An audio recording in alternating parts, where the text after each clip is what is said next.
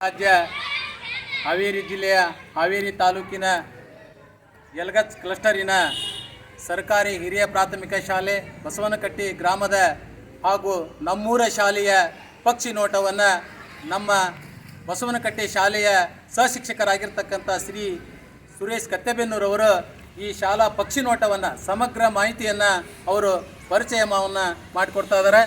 ಆ ಪರಿಚಯ ಕಾರ್ಯಕ್ರಮವನ್ನು ಈ ಶಾಲೆಯ ಸಮಗ್ರ ನೋಟದ ಪರಿಚಯವನ್ನು ತಾವು ಮಾಡಿಕೊಡ್ಬೇಕಂತೇಳಿ ಸುರೇಶ್ ಕತ್ತೆಬೆನ್ನೂರವನ್ನು ನಾನು ಆಮಂತ್ರಿಸ್ತಾ ಇದ್ದೇನೆ. ಎಲ್ಲರಿಗೂ ನಮಸ್ಕಾರಗಳು. ಶಾಲೆಯೇ ದೇವಾಲಯ, ಕೈ ಮುಗಿದು ಒಳಗೆ ಬಾ ಎಂಬ ನಾಣ್ಣುಡಿಯನ್ನು ಸ್ಮರಿಸುತ್ತಾ, ನನ್ನ ಹೆಸರು ಸುರೇಶ್ ನಾಗಪ್ಪ ಕತ್ತೆಬೆನ್ನೂರು, ಪ್ರಾಥಮಿಕ ಶಾಲಾ ಶಿಕ್ಷಕರು, ಸರ್ಕಾರಿ ಹಿರಿಯ ಪ್ರಾಥಮಿಕ ಶಾಲೆ ಬಸವನಕಟ್ಟಿ, ತಾಲೂಕು ಜಿಲ್ಲೆ ಹಾವೇರಿ. ಇವರು ನಮ್ಮ ಶಾಲೆಯ ಮುಖ್ಯೋಪಾಧ್ಯಾಯರಾದ ಶ್ರೀ ಚಂದ್ರಪ್ಪ ಜಿ ಬ್ಯಾಡಗಿ ಸರ್. ಇವರು ಕರ್ನಾಟಕ ರಾಜ್ಯ ಅತ್ಯುತ್ತಮ ಶಿಕ್ಷಕ ಪ್ರಶಸ್ತಿ ವಿಜೇತರು. ಅದೇ ರೀತಿಯಾಗಿ ಕರ್ನಾಟಕ ರಾಜ್ಯ ಸರ್ಕಾರಿ ನೌಕರರ ಸಂಘ ಜಿಲ್ಲಾ ಘಟಕದ ಗೌರವಾಧ್ಯಕ್ಷರು ಕೂಡ ಆಗಿದ್ದಾರೆ. ಅವರಿಗೆ ಸ್ವಾಗತ. ಅದೇ ರೀತಿಯಾಗಿ ನಮ್ಮ ಶಾಲೆಯ ಹಿರಿಯ ಶಿಕ್ಷಕರಾದ ಶ್ರೀ MS ಅಂಬಿಗೇರ್ ಗುರುಗಳು, ಅವರಿಗೂ ಕೂಡ ಸ್ವಾಗತ. ಅದೇ ರೀತಿಯಾಗಿ ನಮ್ಮ ಶಾಲೆಯ ಕ್ರಿಯಾಶೀಲ ಶಿಕ್ಷಕರಾಗಿರ್ತಕ್ಕಂಥ ಶ್ರೀ CB ತಿಪ್ಪಣ್ಣನವರ್ ಗುರುಗಳು, ಇವರಿಗೂ ಕೂಡ ಸ್ವಾಗತ. ನಮ್ಮ ಬಸವನಕಟ್ಟಿ ಗ್ರಾಮದ ಹೆಮ್ಮೆಯ ಸರ್ಕಾರಿ ಶಾಲೆಯ ದೈನಂದಿನ ಕಾರ್ಯ ಚಟುವಟಿಕೆಗಳ ಇಣುಕು ನೋಟವನ್ನು ನಾವೀಗ ನೋಡೋಣ.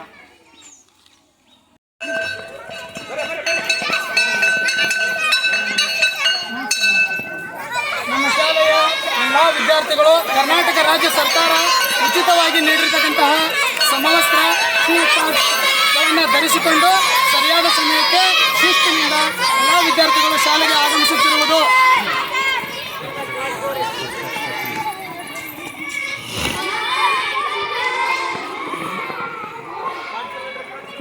ನಮ್ಮ ಶಾಲೆಯ ವಿದ್ಯಾರ್ಥಿಗಳೊಂದಿಗೆ ಸೇರಿ ನಮ್ಮ ಶಾಲಾ ಆವರಣವನ್ನು ಸ್ವಚ್ಛಗೊಳಿಸುತ್ತಿರುವ ಕಾರ್ಯವನ್ನು ಮಾಡುತ್ತಿರುವುದು.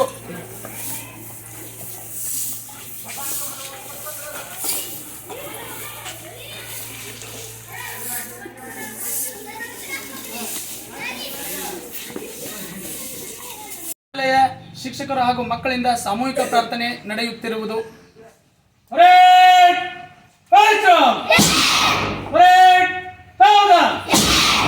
ನಾಡಗೀತೆ ಶುರು ಕರ್.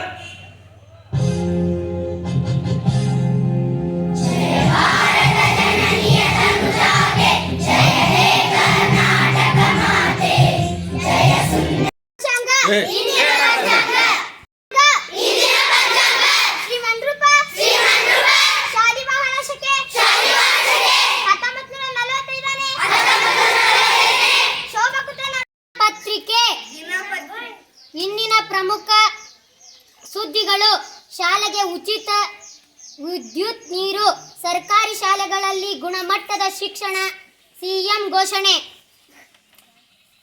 ಅದೇ ಮಾತು, ಮನಸ್ಸಿದ್ದರೆ ಮಾರ್ಗ. ಭಾರತದ ಪುನರ್ಜೀವನದ ಪಿತಾಮಹ ಯಾರು? ಈಶ್ವರಿ. ಸರಿಯಾದ ಉತ್ತರ. ಸಂವಿಧಾನದ ಪೀಠಿಕೆ.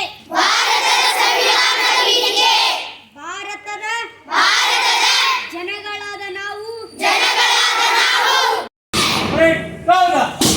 ರಾಷ್ಟ್ರಗೀತೆ ಶುರು ಕರ್.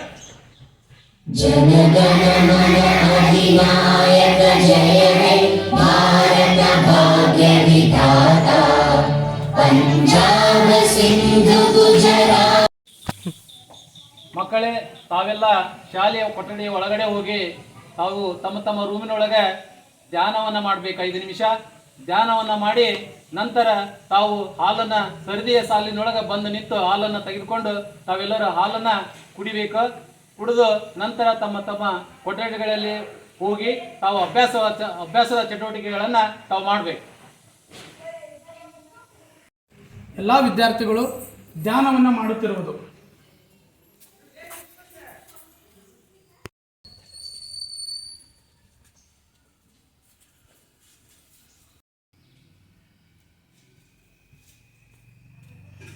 ಶಾಲೆಯ ಎಲ್ಲ ವಿದ್ಯಾರ್ಥಿಗಳು ಕ್ಷೀರಭಾಗ್ಯ ಯೋಜನೆಯಡಿ ನೀಡುತ್ತಿರುವ ಕೆನೆಬೆರಿತ ಹಾಲನ್ನು ಸೇವಿಸುತ್ತಿರುವುದು.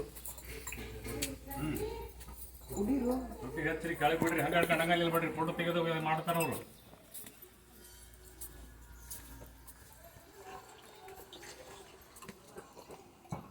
ತರಗತಿ ಕೊಠಡಿಗಳಲ್ಲಿ ಶಿಕ್ಷಕರಿಂದ ನಿರ್ಮಾಣವಾಗುತ್ತಿದೆ ಎಂಬ ಮಾತಿನಂತೆ ನಮ್ಮ ಶಾಲೆಯಲ್ಲಿ ಶಿಕ್ಷಕರು ಮತ್ತು ವಿದ್ಯಾರ್ಥಿಗಳು ರಾಜ್ಯ ಸರ್ಕಾರ ಉಚಿತವಾಗಿ ವಿತರಿಸಿರುವ ಶಾಲಾ ಪಠ್ಯಪುಸ್ತಕಗಳೊಂದಿಗೆ TLMಗಳನ್ನು ಬಳಸಿ ಸ್ಮಾರ್ಟ್ ಕ್ಲಾಸ್ನೊಂದಿಗೆ ಅತ್ಯಂತ ಆಸಕ್ತಿಯಿಂದ ವಿದ್ಯಾರ್ಥಿಗಳು ಮತ್ತು ಶಿಕ್ಷಕರು ಬೋಧನೆ ಮತ್ತು ಕಲಿಕೆಯಲ್ಲಿ ತೊಡಗುತ್ತಾ ಇರುವುದು.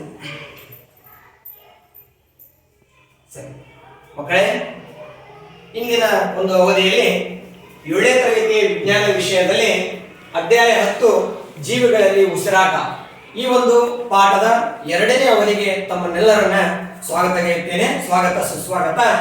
ಇವತ್ತಿನ ಒಂದು ವಿಷಯ 2ನೇ ಅವಧಿಯಲ್ಲಿ ವಿಷಯ ಬಹಳಷ್ಟು ಕುತೂಹಲಕಾರಿಯಾದಂತಹ ಒಂದು ವಿಷಯ. ನಮ್ಮ ಪ್ರತಿಯೊಂದು ಜೀವಿಗೂ ಕೂಡ ಬೇಕಾಗ್ತಕ್ಕಂಥದ್ದು ಆ ಶ್ವಾಸಕ್ರಿಯೆ ಅಂತಂದು ಹೇಳಿ. ಶ್ವಾಸಕ್ರಿಯೆ ಅಂದ್ರೆ ಏನು? ಹಂಗಾರ ಶ್ವಾಸಕ್ರಿಯೆಯಲ್ಲಿ ನಮ್ಮ ದೇಹದ ಯಾವ ಒಂದು ಅಂಗ ಉಪಯೋಗ ಆಗ್ತಾ ಇದೆ ಅನ್ನೋದನ್ನ ನಾವು ಈ ಒಂದು ಅಧ್ಯಯನದಲ್ಲಿ ನೋಡೋಣ.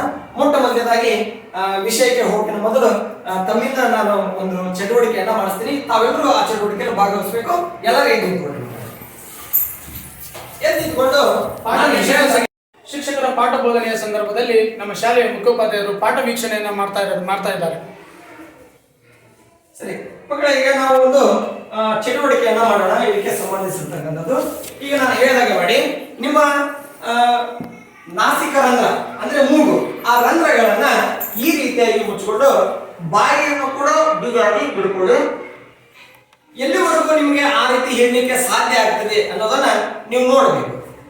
ಎಲ್ಲಿವರೆಗೂ ನಿಮ್ಮಿಂದ ಸಾಧ್ಯ ಆಗ್ತಾ ಇದೆ. ಗಾಳಿ ಒಂಚೂರು ಹೊರಗೆ ಹೋಗ್ಬಾರ್ದು. ನಿಮ್ಮ ದಮ್ಮ ಆಗ್ತದ ನಿಮ್ಗೆ? ಉಸಿರು ತೆಗ್ತಾ ಇದ್ದೀರಾ, ಹೆಂಗ್ ಓಡಿ ಬಂದಿರ್ತಿರೋ ದಮ್ಮ ಆಗ್ತಿರ್ತದ ನೋಡಿ ನಿಮ್ಗ. ಆತರ ದಮ್ಮ ಆಗ್ತದೆ. ಏನ್ ಅನುಭವ ಆಯ್ತು? ಯಾರಾದ್ರೂ ಕೂತ್ಕೊಡ್ರಿ, ಕೂತ್ಕೊಡ್ರಿ, ಯಾರಾದ್ರೂ ಹೋಗ್ಬೇಕು. ಏನ್ ಅನುಭವ ಆತ್ಮ ಶಶಿ ನಿಮ್ಗೆ? ಏನಾಯ್ತು? ಉಸಿರುಗಟ್ಟಿದ ಒಂದು ವಾತಾವರಣ ಆಯ್ತು. ಸೊ ನಿಮಗ ಈ ಚಟುವಟಿಕೆಯಿಂದ ನಾವು ಏನ್ ತಿಳ್ಕೊಳ್ತೇವೆ ಅಂದ್ರೆ, ಪ್ರತಿಯೊಂದು ಜೀವಿ ಕೂಡ ಭೂಮಿ ಮೇಲೆ ಹುಟ್ಟಿರ್ತಕ್ಕಂಥ ಪ್ರತಿಯೊಂದು ಜೀವಿ ಕೂಡ ಏನ್ ಬೇಕು? ಉಸಿರಾಡಲಿಕ್ಕೆ ಗಾಳಿ ಬೇಕು. ಆ ಉಸಿರಾಡಲಿಕ್ಕೆ ಕೂಡ ನಮಗೆ ಒಂದು ದೇಹದಲ್ಲಿ, ನಮ್ಮ ಮಾನವನ ದೇಹದಲ್ಲಿ ಒಂದು ಅಂಗ ಇದೆ. ಆ ಅಂಗನೇ ಯಾವುದಂದ್ರೆ ಶ್ವಾಸಾಂಗ ವ್ಯೂಹ ಅಂತೆ. ನಾನು ಇಲ್ಲಿ ನಿಮ್ಮ ಟಿವಿಯಲ್ಲಿ ಆ ಚಿತ್ರವನ್ನ ತೋರಿಸಿದ್ದೇನೆ, ತೋರಿಸಿ. ಆ ಶ್ವಾಸಾಂಗ ವ್ಯೂಹ ಇದು ಕಾಣ್ತದೆ ನೋಡಿ. ನಮ್ಮ ದೇಹದಲ್ಲಿ ಇರ್ತಕ್ಕಂಥ ಈ ಒಂದು ದೇಹದಲ್ಲಿ ಇರ್ತಕ್ಕಂಥ ಅಂಗ ಶ್ವಾಸಾಂಗ ವ್ಯೂಹ. ಹಂಗಾರ ಈ ಶ್ವಾಸಾಂಗ ವ್ಯೂಹ ಏನ್ ಕೆಲಸ ಮಾಡ್ತಾ ಇದೆ? ಹಂಗಾರ ಆ ಕೆಲಸ ಏನ್ ಮಾಡ್ತಾ ಇದೆ ಅಂದ್ರೆ ಶ್ವಾಸಕ್ರಿಯೆ ಮಾಡ್ತಾ ಇದೆ. ಹಂಗಾರ ಗಾಳಿಯನ್ನ ತೆಗೆದುಕೊಳ್ಳೋದು, ಆ ಗಾಳಿಯನ್ನ ಹೊರಗೆ ಬಿಡೋದು, ಆ ಕೆಲಸವನ್ನ ಮಾಡ್ತಕ್ಕಂಥ ನಮ್ಮ ದೇಹದ ಅಂಗ ಮಾನವನ ಶ್ವಾಸಾಂಗ ವ್ಯೂಹ. ಹಂಗಾರ ನಮ್ಗೆ ಅರ್ಥ ಆಯ್ತು ಈ ಶ್ವಾಸಕ್ರಿಯೆ ಅಂದ್ರೆ ಏನು. ಹಂಗಾರ ಆ ಶ್ವಾಸಕ್ರಿಯೆಯಲ್ಲಿ ಯಾವ ರೀತಿಯಾಗಿ ನಡೀತದೆ? ಸರಿ, ಶ್ವಾಸಕ್ರಿಯೆ ಇಲ್ಲದೆ ನಾವು ಬಹಳ ಸಮಯ ಬದುಕಲಿಕ್ಕೆ ಇರ್ಲಿಕ್ಕೆ ಸಾಧ್ಯನೇ ಇಲ್ಲ. ಪ್ರತಿಯೊಂದು ಜೀವಿ ಕೂಡ ಭೂಮಿ ಮೇಲೆ ಆ ಶ್ವಾಸಕ್ರಿಯೆ ನಡೀತಾ ಇರುತ್ತೆ. ಹಂಗಾರ ಆ ಶ್ವಾಸಕ್ರಿಯೆಯಲ್ಲಿ ಉಸಿರಾಟದ ಅಂಗಗಳ ಸಹಾಯದಿಂದ ಆಕ್ಸಿಜನ್ ಹೇರಳವಾಗಿರುವ ಗಾಳಿಯನ್ನು ನಾವು ಒಳಗೆ ತಗೊಳ್ತಾ ಇದ್ದೀವಿ. ಅಂದ್ರೆ ಈಗ ನಾವು ಗಾಳಿಗೆ ಏನಿದೆ ಹೇಳಿ ನೋಡೋಣ? ಆಕ್ಸಿಜನ್ ಅಂದ್ರೆ ಆಮ್ಲಜನಕ. ನಾವು ಆಮ್ಲಜನಕವನ್ನ ಒಳಗೆ ತೆಗೆದುಕೊಳ್ತಾ ಇದೀವಿ. ಅಂದ್ರೆ ಉಸಿರಾಟದ ಅಂಗಗಳ ಸಹಾಯದಿಂದ. ಉಸಿರಾಟದ ಅಂಗ ಯಾವ್ದು ಇದರಲ್ಲಿ? ಯಾವ್ದು ಉಸಿರಾಟದ ಅಂಗ? Very good. ಯಾವ್ದು ಉಸಿರಾಟದ ಅಂಗ? ಶ್ವಾಸಾಂಗ ವ್ಯೂಹ. ಆ ಉಸಿರಾಟದ ಅಂಗಗಳ ಸಹಾಯದಿಂದ ಆಕ್ಸಿಜನ್ ಹೇರಳವಾಗಿರುವ ಗಾಳಿಯನ್ನು ನಾವು ಒಳಗೆ ತೆಗೆದುಕೊಳ್ತಾ ಇದೀವಿ. ನೆಕ್ಸ್ಟ್ ಕಾರ್ಬನ್ ಡೈಆಕ್ಸೈಡ್ ಹೇರಳವಾಗಿರುವ ಗಾಳಿಯನ್ನ ಅಂದ್ರೆ CO2 ಅಂತ ಕರೀತಾರೆ, ಅಥವಾ ಇಂಗಾಲದ ಡೈಆಕ್ಸೈಡ್, ಅದನ್ನ ನಾವು ಹೊರಗೆ ಬಿಡ್ತೇವೆ. ಇದೇ ಒಂದು ಕ್ರಿಯೆಗೆ ಏನಂತ ಕರೀತಾರೆ? ಶ್ವಾಸಕ್ರಿಯೆ. ಇಂಗ್ಲಿಷ್ ನಲ್ಲಿ ನವೆಂಬರ್ ತಿಂಗಳ ಅಂತ ಹೇಳಿದ್ರೆ 11ನೇ ತಿಂಗಳ ನವೆಂಬರ್ ಅಂತ ಹೇಳಿದ್ವಿ. ಹಂಗಾರೆ ನವೆಂಬರ್ ತಿಂಗಳದ ಮೊದಲನೇ ದಿನ ನಾವು ನಮ್ಮ ಶಾಲೆಯಲ್ಲಿ ಒಂದು ಕಾರ್ಯಕ್ರಮವನ್ನು ಆಚರಣೆ ಮಾಡ್ತೀವಿ. ಅದು ಯಾವ್ದು ಹೇಳಿ ನೋಡೋಣ? ಕೈ ಎತ್ತಷ್ಟೇ ಹೇಳ ಉದ್ದೇಶ ಹೇಳ ಯಾವ್ದು? ನಾನು ಹೇಳಿದ ತಿಂಗಳ ಮೊದಲ ತಾರೀಕಿನಂದು ನಮ್ಮ ಶಾಲೆಯಲ್ಲಿ ಇಂಥದ್ದೇ ಅಂತ ಒಂದು ಕಾರ್ಯಕ್ರಮ ಮಾಡ್ತೀವಿ, ರಾಜ್ಯಾದ್ಯಂತ ಮಾಡ್ತಾರೆ. ಆ ಕಾರ್ಯಕ್ರಮ ಯಾವುದು? ಕರ್ನಾಟಕ ರಾಜ್ಯೋತ್ಸವ. ವೆರಿ ಗುಡ್, ಚಪ್ಪಾಳೆ ಹಾಕಿ.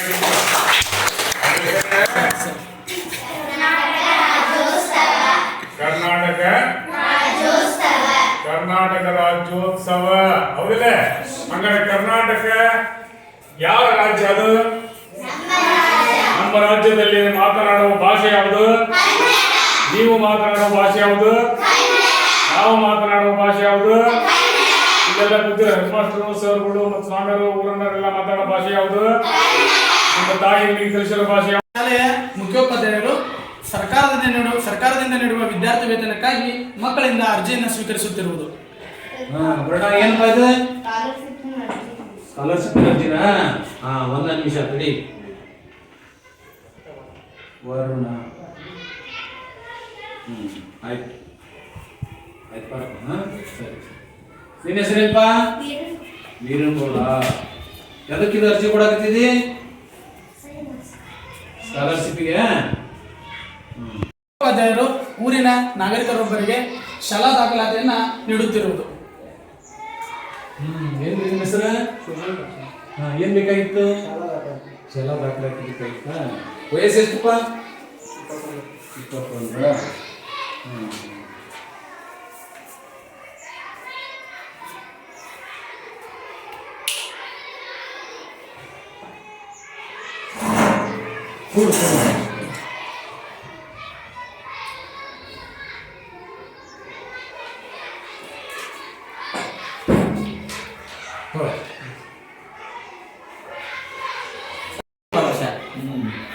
ಶಾಲೆಯ ಮುಖ್ಯೋಪಾಧ್ಯಾಯರು ನಮ್ಮದೇ ಲ್ಯಾಪ್ಟಾಪ್ನಲ್ಲಿ STS ಮಾಹಿತಿಯನ್ನು ಅಂದರೆ ನಮ್ಮ ಶಾಲೆಯ ಮಾಹಿತಿ, ಶಿಕ್ಷಕರ ಮತ್ತು ವಿದ್ಯಾರ್ಥಿಗಳ ಮಾಹಿತಿಯನ್ನು ಡಾಟಾ ಎಂಟ್ರಿ ಮಾಡುತ್ತಿರುವುದು.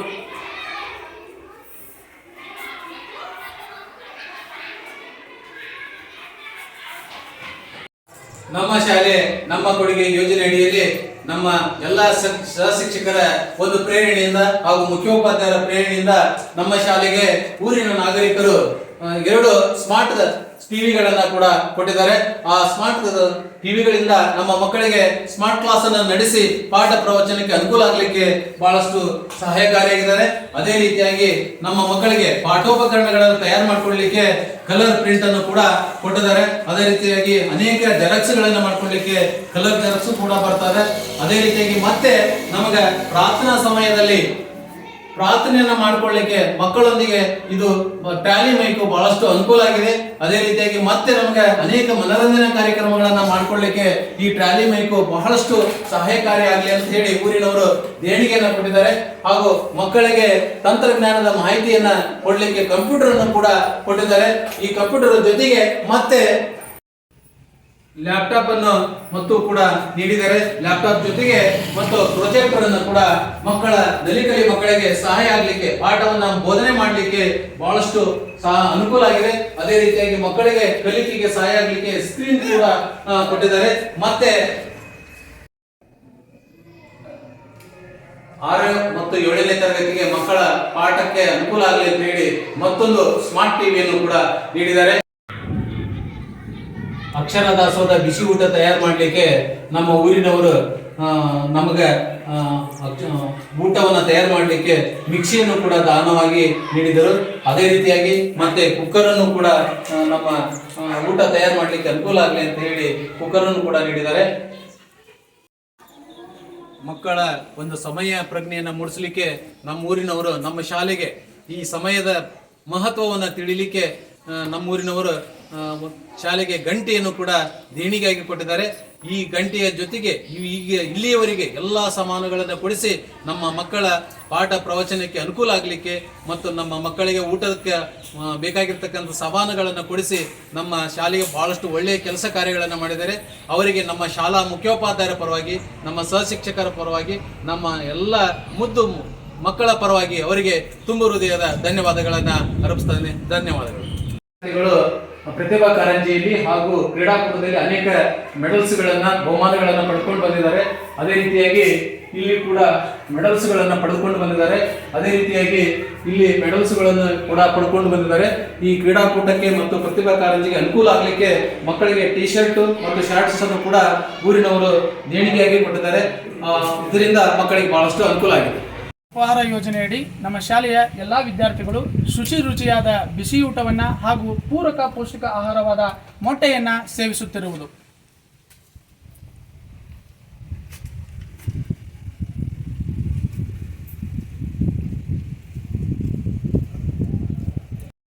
ಒಂದಿಗೆ ಹೊರಡ್ತೀನಿ ಮಾಡ್ರಿ.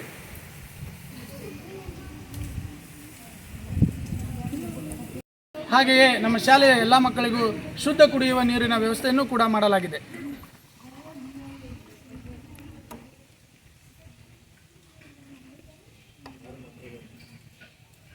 ನಮ್ಮ ಶಾಲೆಯ ವಿದ್ಯಾರ್ಥಿಗಳು ಗ್ರಂಥಾಲಯ ಶಿಕ್ಷಕರಿಂದ ಗ್ರಂಥಾಲಯದಲ್ಲಿರುವ ಪುಸ್ತಕಗಳನ್ನು ಪಡೆದುಕೊಂಡು ಅಧ್ಯಯನ ಮಾಡುತ್ತಿರುವುದು. ಮೇಘನಾ ಪಾಟೀಲ್ ಎಷ್ಟನೇ ಕ್ಲಾಸ್ ಬಾ खुर्शीद नरीमन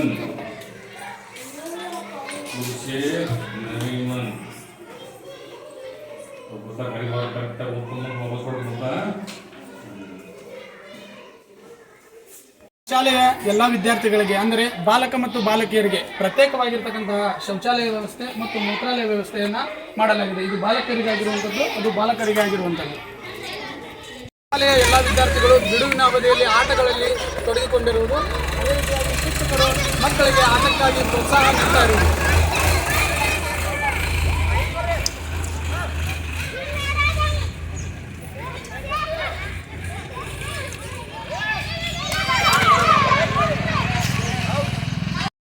ಸಸ್ಯ ಶ್ಯಾಮಲ ಯೋಜನೆಯಡಿ ನೀಡಲಾದ ಎಲ್ಲ ಗಿಡಗಳನ್ನು ನಮ್ಮ ಶಾಲೆಯಲ್ಲಿ ನೆಟ್ಟು ಬೆಳೆಸಿ ಪೋಷಿಸುತ್ತಿರುವುದು, ಜೊತೆಗೆ ಶಾಲೆಯಲ್ಲಿ ಶಾಲಾ ಕೈತೋಟವನ್ನು ನಿರ್ವಹಣೆ ಮಾಡ್ತಾ ಇರುವುದು.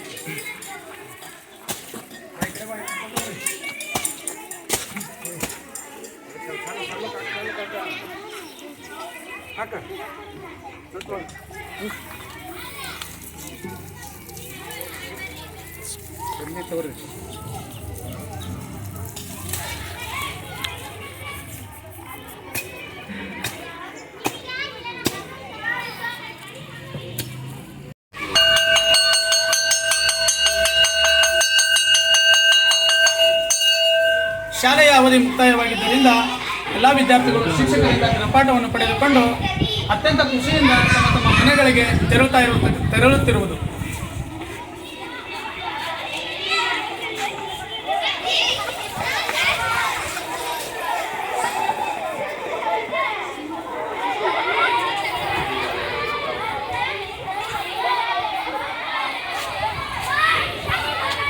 ಹೀಗೆ ನಮ್ಮ ಹಾವೇರಿ ಜಿಲ್ಲೆ ಹಾವೇರಿ ತಾಲೂಕು ಯಲಗಚ್ ಕ್ಲಸ್ಟರಿನ ಬಸವನಕಟ್ಟಿ ಗ್ರಾಮದ ಸರ್ಕಾರಿ ಶಾಲೆಯ ದೈನಂದಿನ ಕಾರ್ಯಚಟುವಟಿಕೆಗಳ ಪಕ್ಷಿ ನೋಟವನ್ನು ಹಾಗೂ ಇಣುಕು ನೋಟವನ್ನು ನಾವು ಸಂಪೂರ್ಣವಾಗಿ ನೋಡಿದ್ದೀವಿ.